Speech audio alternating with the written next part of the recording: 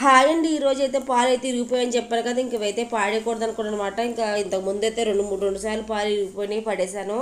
సరే ఎందుకో పడేయడదు, అప్పుడే ఇరిగిపోయినాయి కదా అని చెప్పేసి నేనైతే ఇంకా కర్రీ అయితే వండుదాం అనుకున్న. పాలు కూడా పైన అయితే నీళ్ళన్నీ తేలిపోయి అడుక్కు అయితే ఇలాగా ముద్దలాగా అయితే పన్నీర్లాగా అయితే ఉందన్నమాట. ఇంకా ఎందుకు పడడం ఇష్టం లేదు. పైగా లీటర్ పాలు 70 రూపాయలు. ఒక చుక్క కూడా టీ అయితే ఇందులో తాగలేదండి. నైట్ నేను మరగబెట్టి లోపల పెట్టాను.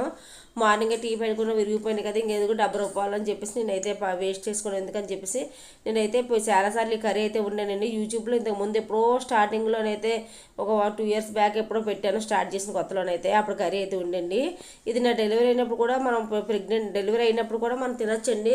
1 మంత్ దాటాకైతే ఈ కూర టమాటా ఇడ్చుకొని తినచ్చు అన్నమాట. ఇందులో మీకు నచ్చితే అల్లం పేస్ట్ వేసుకోవచ్చు, ధనియాల జీలకర్ర పౌడర్ కూడా వేసుకోవచ్చు. నా దగ్గర ఇప్పుడు లేవని చెప్పేసి నేను వేయలేదు. పైకి ఇంకా బయటకి అనుకోకండి ఈ కర్రీ అయితే ఉండానండి.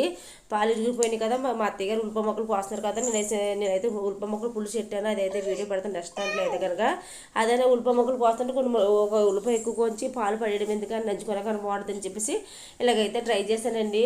చాలా టేస్ట్గా అయితే ఉంటుంది. పన్నీర్ కూరలాగా ఉంటుంది, చూడడానికి అయితే కోడిగుడ్డు కూరలాగా అయితే ఉంటుందండి. ఇంక ఇలా ట్రై చేసిన మాట. ఈ పాలు అయితే ఇరిగిపోయి అన్నీ ఇంకా మడుకుపోయినాయి. అసలు ఇరిగిపోయి కూర వండుకోకూడదని ఒక్కసారి వీడియో చూసాను. అప్పటి నుంచి అసలు ఉండడం మానేసి, కానీ ఈసారి అయితే పాడే బుద్ధి అవ్వలేదు. కమ్మగా వాసన వస్తుందండి పాలు అయితే. ఇది విరిగిపోయింది ముద్ద, ఇంకా దాని పన్నీర్లాగా వాసన వస్తుంది. ఇంకా అందుకే ఉండనండి. టేస్ట్ అయితే చాలా బాగుంటుంది వండితే. కానీ దీంట్లో ధనియాల పౌడర్, జీలకర్ర పౌడర్, అల్లం వెల్లుల్లి పేస్ట్ వేస్తే చాలా టేస్ట్గా ఉంటుంది. ఇంతకుముందే చాలాసార్లు తినేదాన్ని నేనైతే. ఈ మధ్యకాలం ఉండలేదు కానీ. Okay, bye bye.